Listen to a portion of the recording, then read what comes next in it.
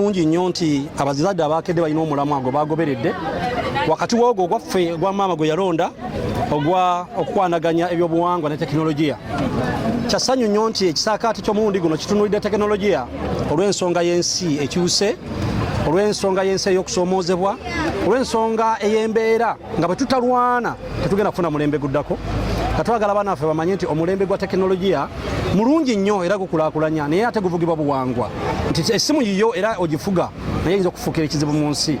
N'abaana baffe okubalaga nti bajjajjaffe balengerera wala okuuma obuwangwa n'ennono. Waliwo obuwangwa butagenda kukyuka, waliwo ebiyinza okukyuka. Naye omwana bw'amanya nti obuwangwa ye maama ye taata yeevuga.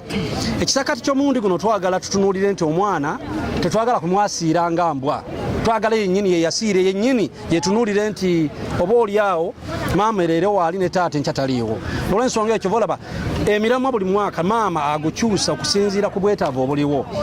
Essanyu eddala lituyina nti omulundi guno ekisaakaate abasaakaate bangi ababaddemu bazze bangi. Ekitegeeza nti bakuliddemu era tulina abasaakaate emyaka 15 mwali. Oba oliawo tulyenyumirizaamu ne maama alyenyumirizaamu emyaka egiriddako nti ono mwana wa kisaakaate. Ono empisa z'alina ayina ennono.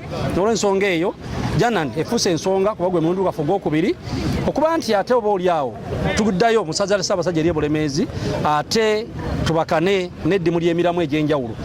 Mu ngeri y'emu twagala ekisaakaate kino kyawule omwana ku ssomero lino lyabaddemu. Ekibiina kino ne kalikulamu ey'okulwana nayo sijjo tetugenda kulwana kalikulamu. Omugunjuzi maama atutendeka kubeera bayambi kubeera nti omwana yeekolera emirimu n'omuwabula nga jjajja nga kkojja nga ssenga.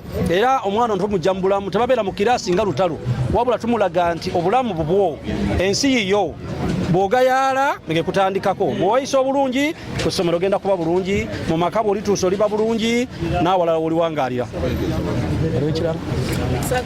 Songa oba twagala oba tetwagala tulina okugenda ku tekinologi naye tumugenzeemu tutya omwana impact gyagenda okufuna nga tomaze kumuregulatinga mu tekinologi ojja kwesanga nga alina negative impact.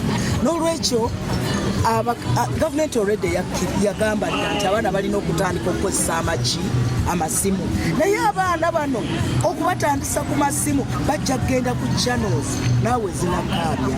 N'olwekyo guno omulamwa ogulaleese buli muzadde yandibadde ajjulira ajje turegulatinga abaana baffe tekinologi yereke kubatwala.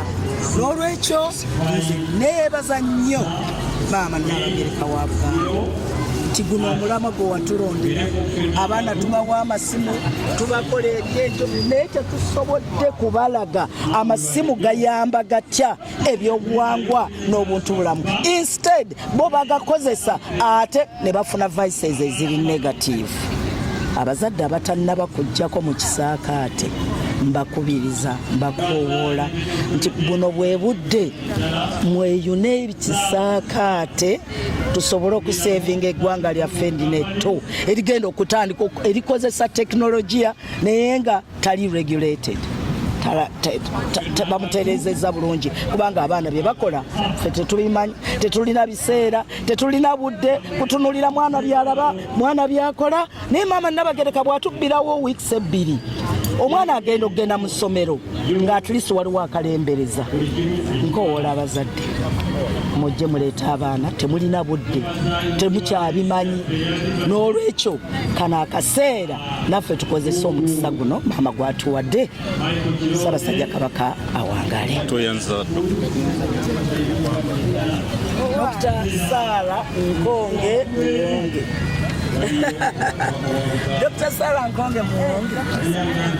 Mpozi ebyobuwangwa bingi nnyo okusinziira ffe abaleera mu bibuga bye tutalaba okugeza ng'okusiba emmere y'omu bibbo n'ey'omu byayi. Kati abaana babeerayo eyo ne bategeera okuyubuza endagala ne bategeera okuluka emikeeka ne bayiga ebintu bingi ebatandifunye mukisa kulabirako wano mu kibuga wakati. Somera ku Buganda Primary School ndese mu kisaakaate era kuyiga kufumba kufuna mikwano. Saba maneja y'ubusofuko wano waliwo ensonga etalinda. Okay. so okuzadde bw'oba omwana alina ensonga eyo nsaba bene kibwoba okirina kyalibadde kirungi omwana naye n'okimuwa tubeera nga omwana yennyini kafuna kutataganyizibwa ng'ali yes kiriya